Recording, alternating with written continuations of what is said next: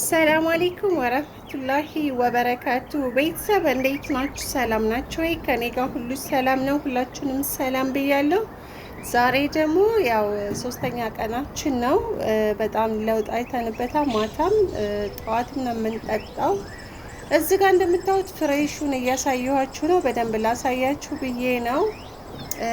ሎሚ እኔ አንድ ከግማሽ ሎሚ ነው የምጠቀመው፣ ተለቅ ያለ ሎሚ ማለት ነው። ቶሎ እንዲያፋጥንልኝ ነው።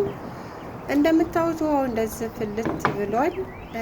ከዛ ሎሚን አድርጌ ሎሚን ካረኩ በኋላ የተቀፈኩትን ዝንጅብል ለማረገው፣ ዝንጅብሉን ፈቅፍቃችሁ ተጠቀሙ። ያው ከነ ልጣጩ ቢሆን አሪፍ ነው የሚባል ነገር ሰምቻለሁ። እኔ የረሳሁት ነው የላጥኩት። ይህ ሶስተኛ ቀናችን ነው። በነገራችን ላይ እኛ ቤት አራታችን ነው የምንጠቀመው፣ ሴቷ ልጅና እናትየዋ፣ እኔ እና አንድ ደግሞ ትልቅ ወንድ አለ።